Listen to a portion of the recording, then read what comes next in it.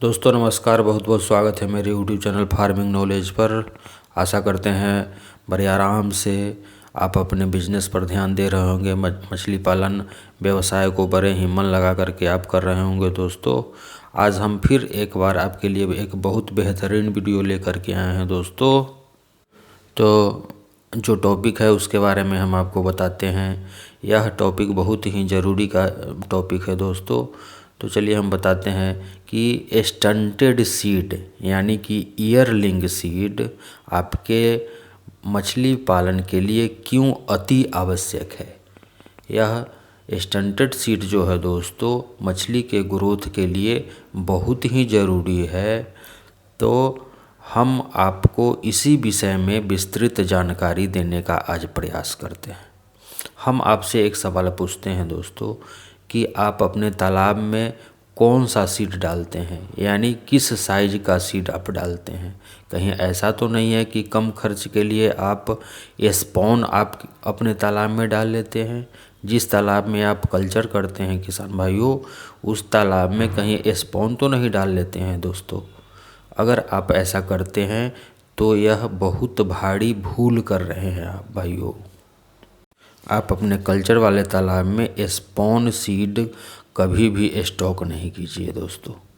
हम आज इसीलिए यह जानकारी देने का प्रयास करते हैं कि जब भी आप अपने तालाब में डालें तो स्टंटेड सीड यानी ईयरलिंग सीड ही डालें। आप स्पॉन तो कतई नहीं डालें, सेमी फ्राई भी नहीं डालें दोस्तों, और फ्राई भी नहीं डालें।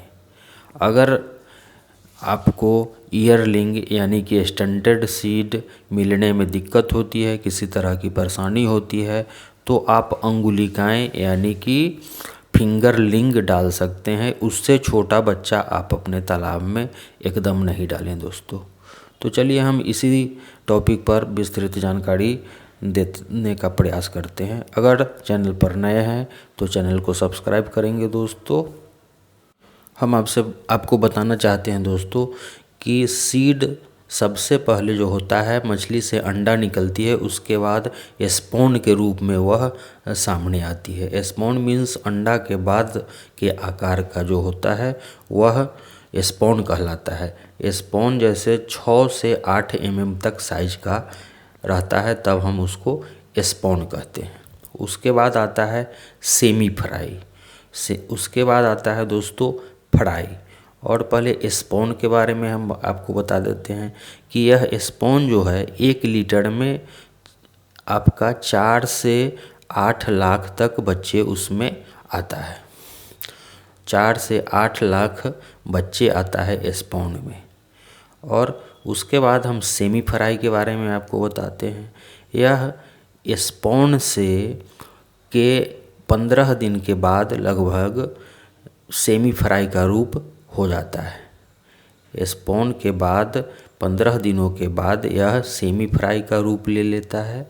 उसके बाद जब सेमी फ्राई और बढ़ता है तब लगभग 1 महीने के बाद यह फ्राई का रूप ले लेता है दोस्तों। और उसके 110 दिन के बाद 110 दिन के बाद जो आपका फ्राई है वह फिंगरलिंग में परिणत हो जाता है।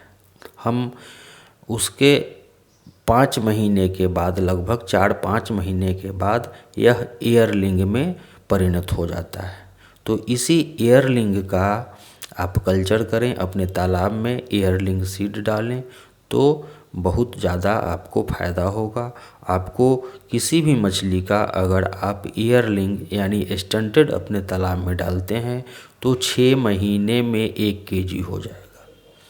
और अब हम आपको बता दें कि ये स्टंटेड होता क्या है। स्टंटेड वह होता है दोस्तों जो 1 साल पुराना, 1 वर्ष पुराना सीड जब रहता है उसी को हम स्टंटेड कहते हैं।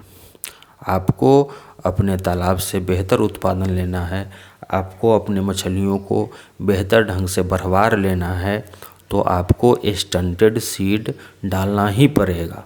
नहीं तो 2 साल लग जाएगा आपको 1 किलो के साइज करने में। 1 किलो के साइज करने में आपको दोस्तों 2 साल से कम नहीं लगेगा। क्योंकि जैसे हम बताए हैं, पहले स्पॉन होगा, उसके बाद सेमी फ्राई होगा, उसके बाद फ्राई होगा, तब जा कर के फिंगरलिंग होगा, तब जा कर के स्टंटेड होगा। तो साल भर तो इसी में लग जाता है।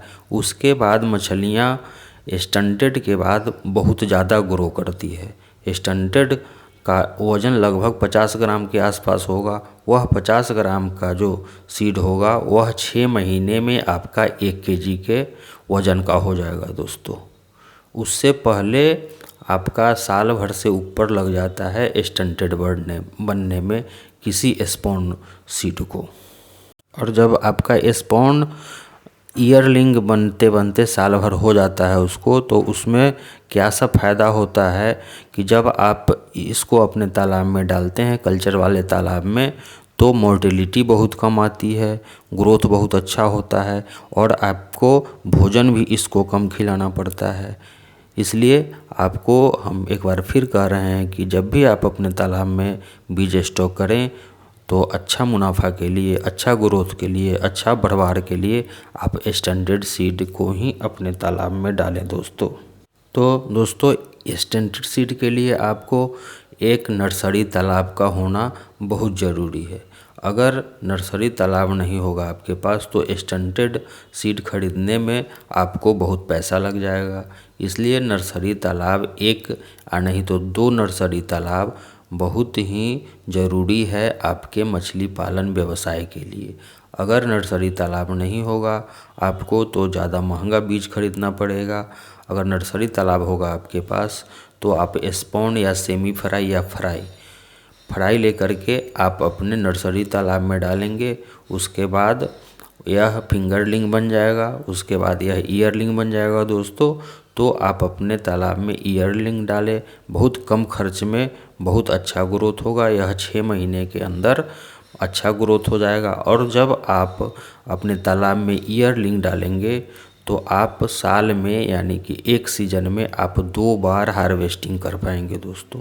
आप चाहेंगे तो 2 कल्चर आप अपने तालाब से बड़े ही आराम से ले सकते हैं भाइयों। तो प्लीज़ आप जब भी बीज डालें अपने तालाब में तो स्टंटेड सीड ही डालें, यानी 50 ग्राम से ऊपर वज़न का जो आपको सीड मिलता है वह डालें। और एक नर्सरी तालाब की व्यवस्था आप अवश्य कर लें, तब जा कर के आपको इस व्यवसाय में बहुत अच्छा प्रॉफिट होगा, नहीं तो नुकसान होने का संभावना रहता है। बहुत सारे लोग कमेंट करते हैं दोस्तों कि तरह तरह का भोजन हम खिलाते हैं, जैसे हम यूट्यूब पर देखते हैं उस तरह से अपने मछलियों को भोजन खिलाते हैं, फिर भी नहीं ग्रोथ नहीं अच्छा नहीं होता है। तो 2-3 कारण है, जिसमें एक ये भी कारण है कि आप अगर स्पॉन अपने तालाब में डाल देंगे तो 2 साल से पहले कैसे 1 किलो का होगा। अगर आप सेमी फ्राई डालेंगे, अगर आप फ्राई डाल देंगे तो किस तरह से इसका ग्रोथ आप साल भर में 1 केजी का ले पाएंगे। यही कारण है कि स्टंटेड आपको डालने के लिए हम आपको बार बार रिक्वेस्ट कर रहे हैं दोस्तों। तो आप बेहतर परिणाम के लिए स्टंटेड डालें। आशा करते हैं वीडियो यह जानकारी आपको अच्छा लगेगा। अगर चैनल पर नए हो तो एक बार फिर हम कहते हैं कि चैनल को सब्सक्राइब करें दोस्तों। धन्यवाद।